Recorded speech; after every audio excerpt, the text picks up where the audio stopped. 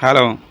स्वर्गीय वसीम साहब के परिजन ने एक प्रोग्राम बनाया। आदरणीय माननीय धर्मेंद्र यादव जी, जो यहाँ के सांसद पद के प्रत्याशी हैं, उनसे मिलने का प्रोग्राम।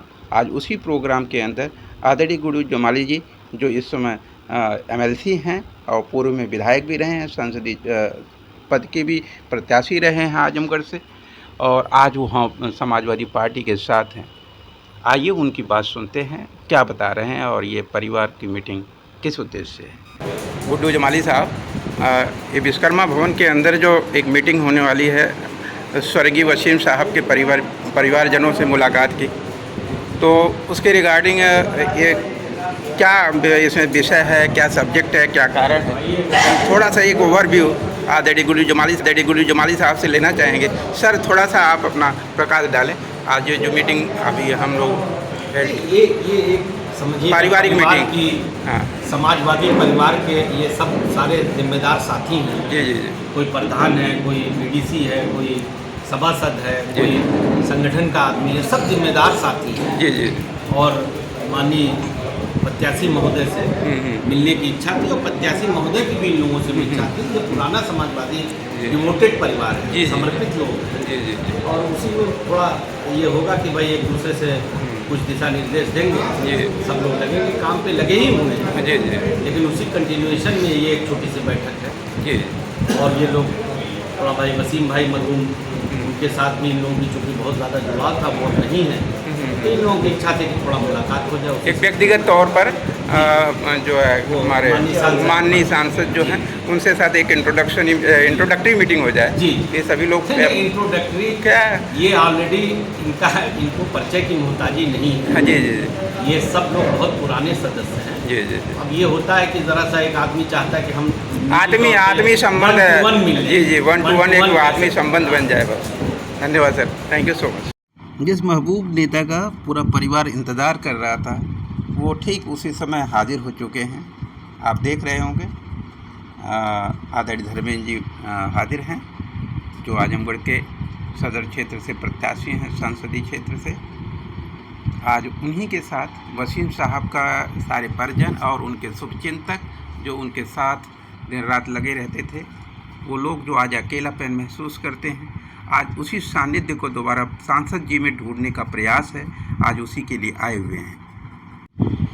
सांसद जी आ चुके हैं और देखिए मीटिंग शुरू हो चुकी है। आदरणीय जिला अध्यक्ष हवलदार यादव जी बगल में बैठे हुए हैं, और जो इसको लीड कर रहे हैं पूरी वसीम साहब की पारिवारिक और परिवारजनों की और उनके सहयोगी और मित्रों की, उनसे आदरणीय धर्मेंद्र जी से आपने इंट्रोडक्शन देखा होगा। जिला अध्यक्ष जी ने इंट्रोडक्शन कराई, गुड्डू जमाली जी ने, और ये अब परिवार की जो मीटिंग है, समाजवादी परिवार की मीटिंग है, ताकि हम एक दूसरे से रूबरू हो सकें, एक दूसरे से वैचारिक रूप से समझ सकें, एक दूसरे के सहयोगी बन सकें, आत्मीय संबंध की स्थापना कर सकें। एक दूसरे के लिए यदि हम जीते मरते करते हैं, तो वो चीज़ हमारे समझ में भी आनी चाहिए कि हमारे लिए कौन जी मर रहा है और क्यों मर रहा है। यह बात समझने के लिए ये मीटिंग है। और पार्टी के सारे जिम्मेदार लोग रहेंगे। हालांकि बड़े नेता लोग, चूँकि तृतीय चरण का चुनाव एकदम अंतिम चरण में है, हम ये नहीं कहते कि कोई लगातार प्रचार में है, जिनकी प्रचार अभियान में शामिल लोग शायद ना पाएँ, लेकिन अंदर के चरण खत्म होने दिए। पार्टी के सभी जिम्मेदार लोग आदरणीय सांसद धर्मेंद्र जी ने बताया, मीडिया को बता रहे थे कि अभी जो 1 तारीख को नामांकन करने जा रहे हैं, और उसके बाद पार्टी के सभी सर्वमान्य नेता, जो भी परिवार से जुड़े हुए लोग हैं, वो आने शुभचिंतक सब इसी आजमगढ़ की धरती पर उपस्थित होंगे उनके सहयोग में।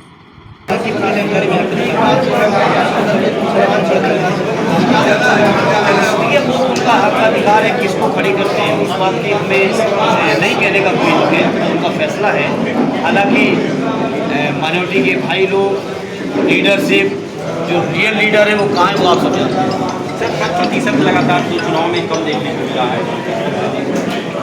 BJP के प्रति लोगों की निराशा है। बहुत लोगों ने, कई वर्गों ने खड़े होकर समाई करके बहिष्कार किया है, और इसी बात से परेशान है। चुनाव प्रधानमंत्री जी की बातों पर लोगों ने यकीन कर लिया था, लेकिन आज 10 साल के उनके कार्यकाल के बाद लोग सवाल कर रहे हैं कि हमारे बीच में रोजगार कहाँ है, महंगाई कहाँ खड़ी है, बेरोजगारी कहाँ खड़ी है। आज लोग इस बात को लेकर चिंतित हैं कि अर्थव्यवस्था कहाँ खड़ी है।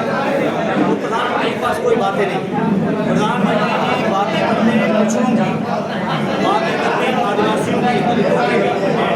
लेकिन मैं पूछना चाहता हूँ, लगभग 350 डायरेक्ट IAS भर्ती किए गए केंद्र सरकार द्वारा माननीय प्रधानमंत्री के कार्यकाल में, और इस आपके माध्यम से बीजेपी से मेरा सीधा सवाल है, सूची जारी करें कि कितने बैकवर्ड IAS नियुक्त किए हैं, कितने दलित किए हैं, कितने आदिवासी किए हैं, कितने माइनॉरिटी के लोग किए हैं। जितनी भर्तियां थी उनमें सब में आरक्षण छीन लिया। और सबसे बड़ा जो संकट देश के सामने आ गया है वो देश के संविधान का है। और आज पूरा देश बाबा साहब के संविधान को बचाने के लिए, लोकतंत्र को बचाने के लिए, आरक्षण को बचाने के लिए, जाति जनगणना कराने के लिए, रोजगार लेने के लिए, अग्निवीर की योजना खत्म करने के लिए, पेपर लीक की जो घटनाएं हो रही उसको रोकने के लिए पूरा देश एक है।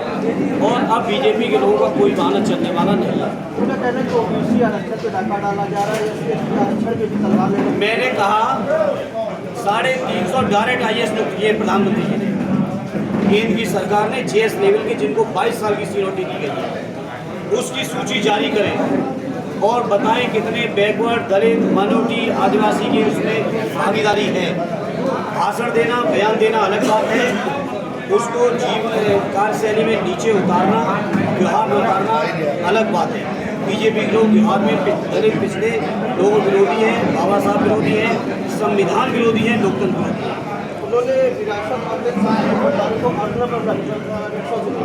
देखिए, ये कोई चीज़ ऐसी है ही नहीं, या किसी के मैनिफेस्टो में है। ये प्रधानमंत्री और भारतीय जनता पार्टी मात्र काल्पनिक मुद्दा बनाती है, इस तरह से विपक्ष को घेरना चाहते हैं, जबकि विपक्ष की ऐसी न कोई मंशा कल थी। देखिए, वो वहाँ की घटना है, वहाँ के देखें, लेकिन प्रधानमंत्री यहाँ देखें, दलित की बेटी के रात के 2 बजे उनके परिवारों को देखने का मौका नहीं दिया जाता। परिवारजनों से बात करने के बाद मीडिया से रूबरू हो रहे थे आदरणीय माननीय सम्माननीय सांसद धर्मेंद्र यादव जी, जो यहाँ के प्रत्याशी हैं सदर क्षेत्र से। उन्होंने साफ कह दिया कि बीजेपी का न तो संविधान में विश्वास है, न रोजगार में विश्वास है, लोगों को निःशुल्क शिक्षा, न्याय और मेडिकल सुविधाओं को देने में विश्वास है।